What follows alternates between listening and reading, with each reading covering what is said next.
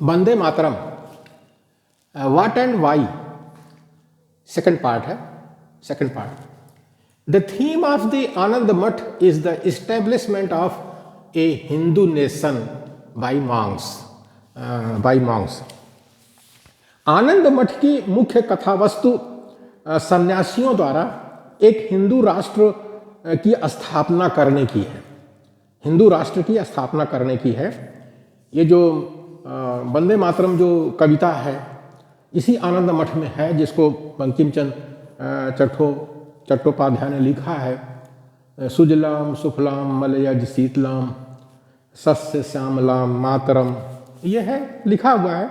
तो इसका जो मुख्य जो विचार है वो सन्यासियों द्वारा एक हिंदू राष्ट्र बनाने की है, प्रस्थापित करने की है। उसके संदर्भ में ये लिखा है। और चूंकि सन्यासी लोग जो है, एक सन्यासी विद्रोह हुआ था 1773 में, तो इसलिए बंकिम चंद्र चट्टोपाध्याय ने एक उपन्यास लिखा आनंद मठ, तो उसमें ये धारणा आई है। तो वंदे मातरम का जो संबंध है वो हिंदू राष्ट्र से है। तो इसीलिए ये जो आतंकवादी हैं हिंदू राष्ट्र के नाम पर जो लोगों को मारते रहते हैं, पीटते रहते हैं, कहते हैं भारत में रहना है तो बोलो वंदे मातरम, तो इसकी सच्चाई को हम लोगों को जानना चाहिए कि है क्या ये। We are witnessing in 21st century the establishment of Hindu Rashtra by पेशवाज। आज हम 21वीं सदी में क्या देखते हैं, 20वीं और 21वीं सदी में क्या देखते हैं। उपन्यास लिखा गया 1882 में, 19वीं सदी में, लेकिन 20वीं और 21वीं सदी में हम क्या देखते हैं कि जो पेशवा लोग हैं वो हिंदू राष्ट्र बना रहे हैं भारत में।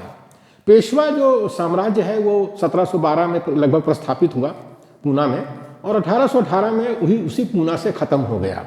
तो 100 साल इन पेशवाओं ने रिसर्च किया कि हमारा पेशवा राज्य चला गया तो हम कैसे प्रस्थापित करें। तो ये हम 20वीं और 21वीं सदी में ये देखते हैं भारत के अंदर कि जो पेशवा लोग हैं, जो ईरानी मूल के आर्य ब्राह्मण हैं, वो भारत में हिंदू राष्ट्र बना रहे हैं। और हिंदू राष्ट्र के नाम पर सही देखा जाए तो वो कुलीन तंत्र, धर्म तंत्र प्रस्थापित कर रहे हैं, लोकतंत्र को ख़त्म कर रहे हैं और ब्राह्मण तंत्र प्रस्थापित कर रहे हैं। नाम है हिंदू राष्ट्र का, लेकिन वो ब्राह्मण राष्ट्र बना रहे हैं, सही देखा जाए तो ये है। इन Hindu Rashtra there will B वर्ण व्यवस्था on the principle of graded inequality.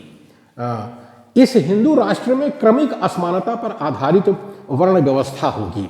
इस हिंदू राष्ट्र में क्रमिक असमानता पर आधारित वर्ण व्यवस्था होगी।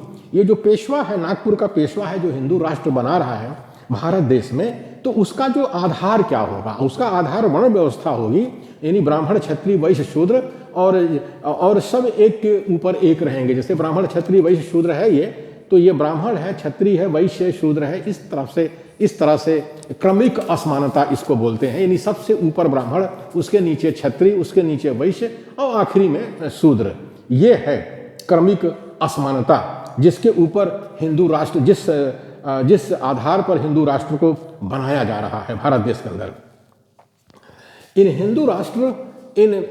Hindu Rashtra there will be no validity of present constitution of India.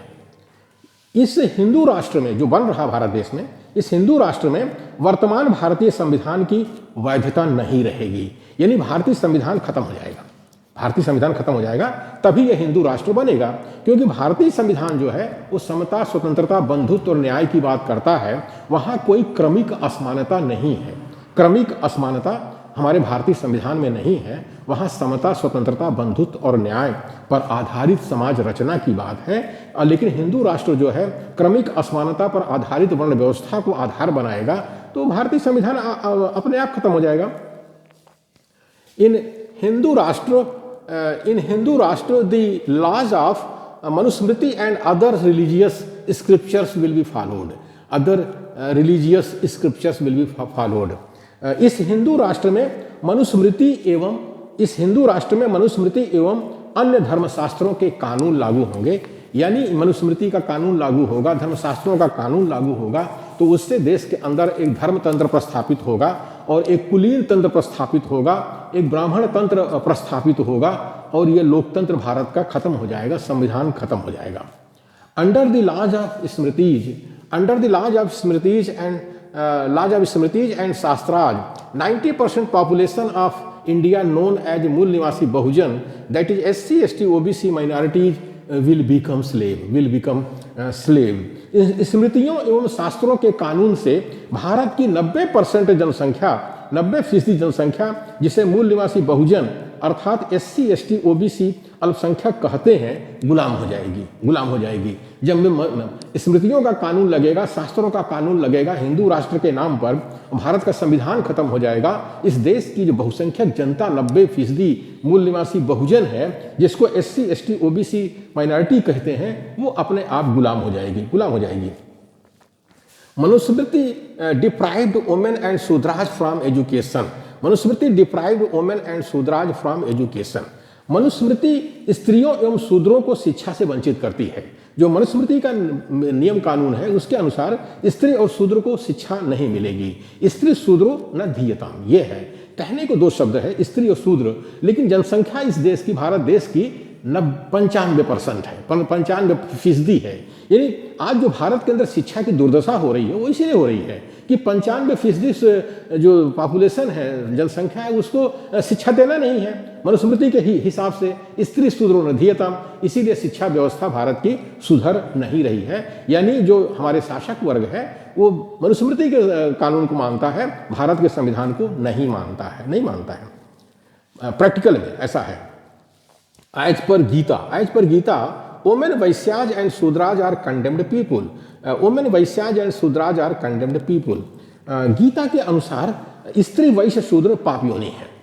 इस गीता के अनुसार स्त्री वैश्य शूद्र पाप योनि, यानी स्त्री शूद्र पाप। कहने को 3 शब्द है, लेकिन जब इसकी आबादी निकालते हैं देश की, तो 97% लोग जो हैं पाप योनि बन जाते हैं, यानी निंदित व्यक्ति बन जाते हैं, निंदित लोग बन जाते हैं। अब बताइए, जब 97% लोग अगर निंदित हैं या पूर्ण पाप योनि हैं, तो देश की अर्थव्यवस्था कैसे बनेगी, या देश की अर्थव्यवस्था को कैसे लागू किया जाएगा। जाहिर है कि इनके लिए कोई विकास का अवसर नहीं होगा, इनके लिए अर्थव्यवस्था होगी ही नहीं, स्त्री वैश्य शूद्र के लिए, क्योंकि ये निंदित हैं, कंडेम्ड हैं, पाप योनि है, तो इनके लिए अर्थव्यवस्था नहीं होगी। केवल 3% जो पूर्ण योनि है, उनके लिए अर्थव्यवस्था होगी।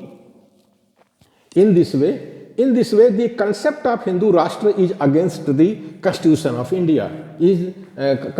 इंडिया।